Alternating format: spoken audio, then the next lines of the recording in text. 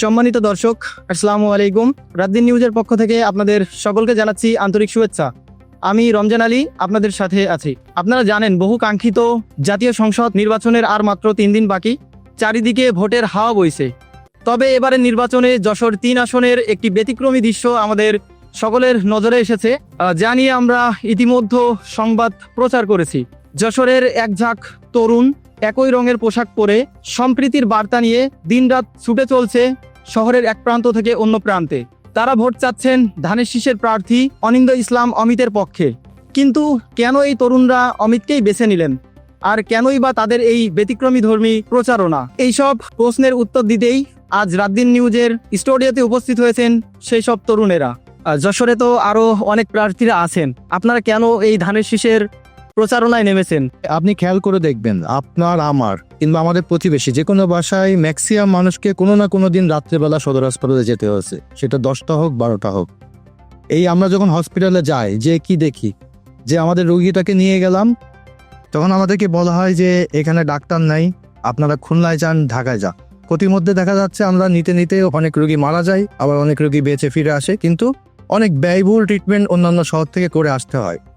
তো এই ট্রিটমেন্টটা যাতে আমরা আমার শহরে থেকেই করতে পারি, আমার শহরের ডাক্তার দিয়েই করতে পারি, সেজন্য আমরা কি চাচ্ছি যে আমাদের হসপিটালটা ডেভেলপ হোক।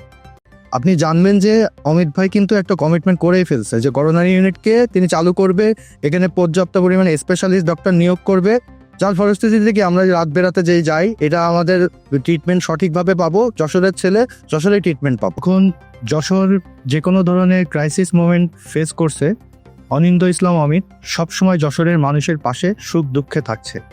তার উদাহরণ হিসেবে আমরা টানতে পারি, যখন করোনাকালীন সময়ে যশোরের মানুষ যখন একজন আত্মীয় তার আত্মীয়র বাসায় যেতে ভয় পেত, যখন একটা করোনা রোগী অসুস্থ ছিল, তখন অনিন্দ ইসলাম অমিত সর্বোচ্চ চেষ্টা করেছে এই মানুষগুলো পাশে থাকার। তিনিও আর তার টিম এই করোনা রোগীদেরকে সেবা প্রদান করেছে। যাদের বাসায় খাবার ছিল না, তাদের বাসায় খাবার পৌঁছে দিয়েছে।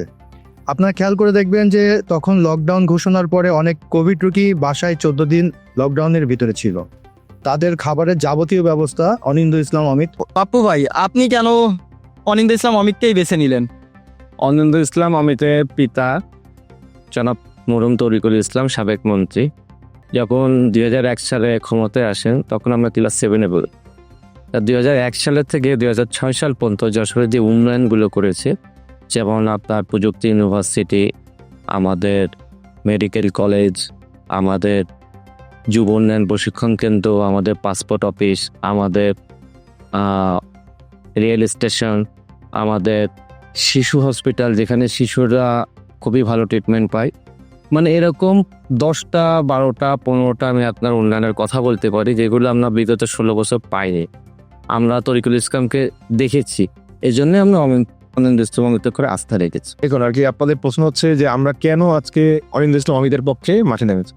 অনেক কথা আছে, মানে এইগুলো বলে শেষ করা যাবে না আর কি। ভাই কেন আমাদের কাছে প্রিয়, দেখেন গত পরশু দিনও ভাইয়ের একটা এসছে, আমি শুনলাম, ভাই দিয়েছে, বলেছে যে যশোর শহরকে পরিষ্কার পরিচ্ছন্ন একটা নগরীতে সে পরিণত করবে আগামী দিনে যদি সে সংসদে যেতে পারে। তো দেখেন, আমরা সবাই সকালবেলা বেরোয় যদি একটা নোংরা পরিবেশ দেখতে পাই, তাহলে দেখবেন যে মনটাও ভালো থাকে না, কোনো কিছুই ভালো লাগে না। এখন আপনি বাসার থেকেই যদি বের হয়ে দেখেন আপনার রাস্তাঘাট পরিষ্কার পরিচ্ছন্ন, পানি নিষ্কাশনের ব্যবস্থা আছে, ঠিক আছে, তাহলে আপনার মনটাও ভালো লাগবে। আচ্ছা, দ্বিতীয় কথা হচ্ছে, আমাদের যশোরে আমি একটু মজা করেই বলি, বৃষ্টি হওয়া লাগে না ভাই, ঠিক আছে। আকাশে একটু মেঘ করলেই দেখেন হাঁটু সমান পানি হয়ে যায়। তো মজা করে আর কি বললাম। দেখেন, বৃষ্টি হলে যেহেতু পানি হয়ে যায়, জলাবদ্ধতা একটু সৃষ্টি হয়। তো অমিত ভাই সেদিনও বলেছে যে এই জলাবদ্ধতা নিয়ে অমিত ভাই কাজ করবে, এবং আমাদেরকে যেন জলাবদ্ধতার ভিতরে ভোগান্তি না হয় আমাদের যশোরবাসীকে, সেটা নিয়ে অমিত ভাই কাজ করবে ইনশাআল্লাহ।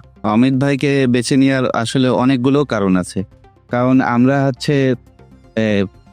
জনগণের প্রতিনিধি হিসেবে এমন একটা মানুষকেই চাই, যাকে যখন আমাদের মনে করেন প্রয়োজন মনে হবে, তখনই সে যাতে আমাদেরকে সময় দেয়। আমরা দেখেছি অনেক জনপ্রতিনিধি দেখেছি, কিন্তু আমি অমিত ভাইয়ের মতো জনপ্রতিনিধি খুবই কম দেখেছি। যখন দেখা গেল যে কিছুদিন আগেই আমার আব্বা যখন অসুস্থ হয়ে গেল, তখন আমার আব্বা হঠাৎ হার্ট স্ট্রোক করছে, হাসপাতালে ভর্তি, কারণ দেখা গেল যে বেড পাচ্ছিল না। এমন সময় অমিত ভাই দেখা গেল আসলেন এবং বললেন তোমার আব্বাকে হচ্ছে ইমিডিয়েট হচ্ছে ঢাকায় ট্রান্সফার করতে হবে, কারণ হচ্ছে উনি স্ট্রোক করেছেন।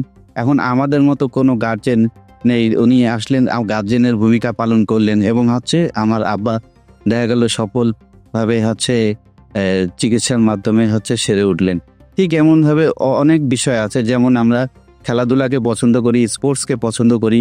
যখনই অমিত ভাইকে আমরা কাছে চেয়েছি তখনই আমরা হচ্ছে অমিত ভাইকে কাছে পেয়েছি। আমাদের স্টেডিয়াম দেখেন, যশোর স্টেডিয়াম, এই সময় আমি অ্যাজ এ ক্রিকেটার হিসেবে সব সময় দেখেন ওই সময় লিগ হতো। ওই সময় আমাদের তরিকুল ইসলাম চাচা ছিলেন, তারপরে হচ্ছে মারুফ ভাই ছিলেন বিএনপির হচ্ছে এরা, এই সময় সব সময় লিগ হতো।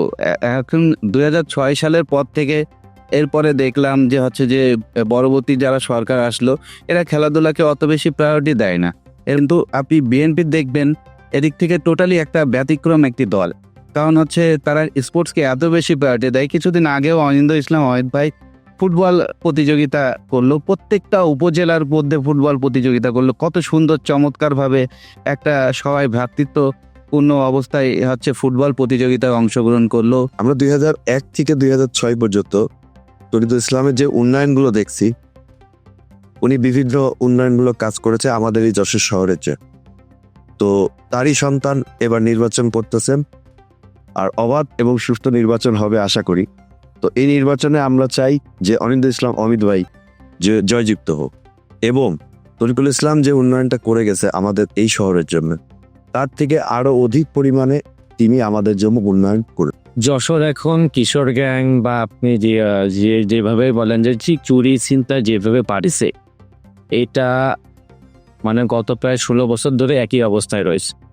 এখানে আমরা যদি কষ্ট করে যদি অমিত ভাইকে সংসদে পাঠাইতে পারি, অমিত ভাইয়ের কাছে যশোর নিরাপদ। আর অমিত ভাই কথা দিয়েছে যে যশোরটাকে পুরো সিসি ক্যামেরার আওতায় আনবে, এজন্য অমিত ভাইকেই আমাদের সংসদ সদস্য করে সংসদে পাঠাতে হবে। বর্তমান কিশোর গ্যাং নিয়ে যশোর যেভাবে আতঙ্কর ভিতরে আছে, আতঙ্ক বিরাজ করতেছে, তার ভিতরে অনিন্দ ইসলাম অমিত যেভাবে প্রতিশ্রুতি দিছে, এটা নিয়ে আমরা আরো বেশি আকৃষ্ট হয়েছি। আমি একজন মুসলিম পরিবারের সন্তান, আমার মহল্লা ইমাম সাহেবই কিন্তু আমার নেতা, তেমন আমার হিন্দু বন্ধু বান্ধবের কাছে কিন্তু তাদের ঠাকুর মশাই কিন্তু তাদের নেতা। আমরা ইমাম সাহেব বা ঠাকুর মশাই তাদের ঠিক মতো সম্মানে দিতে পারি না। এটাই কিন্তু তারেক রহমান তার ইশতেহারে উল্লেখ করেছে যে ইমামদের এবং মন্দিরের ঠাকুরদের বা পুরোহিত যাই বলি আমরা, তাদেরকে তাদের যথোপযুক্ত সম্মানী ভাতা প্রদান করবে সরকারের তরফ থেকে। আমার কাছে সব থেকে ভালো লাগছে তারেক রহমানের একটি কথা, যে তিনি শিক্ষা ব্যবস্থাকে দক্ষ শিক্ষা ব্যবস্থা করতে চায়, যে এখানে পাঠ্যপুস্তকের সাথে সাথে এক্সট্রা কারিকুলাম অ্যাক্টিভিটিস বাধ্যতামূলক করা হবে, খেলাধুলা। তারেক রহমান যে উদ্যোগটা নিয়েছে যে 4টি ভাষায় তিনি আরও পারদর্শী এক্সট্রা ভাষা হিসেবে করবে, যাতে স্টুডেন্টরা ছোট থেকেই শিখে বাইরে যদি কেউ যেতে চায় ওই ভাষাটাকে কাজে লাগাতে পারে। আমরা শুধু যে মানুষের কাছে অমিত ভাই কি করবে এটা প্রকাশ করছি না, এবং তাদের কাছে তাদের সমস্যাগুলো শুনতে চাচ্ছি, তারা কি কি চাচ্ছে সেটাও শুনতে চাচ্ছি।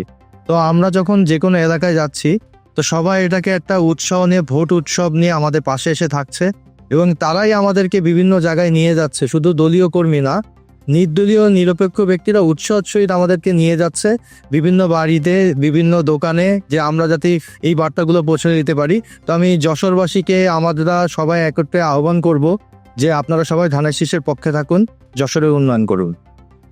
দর্শক, ধন্যবাদ সকলকে রাত দিন নিউজের সাথে থাকার জন্য। নতুন কোনো পর্বে, নতুন কোনো বিষয় নিয়ে, নতুন কোনো আলোচনায় আবার ফিরবো একসাথে।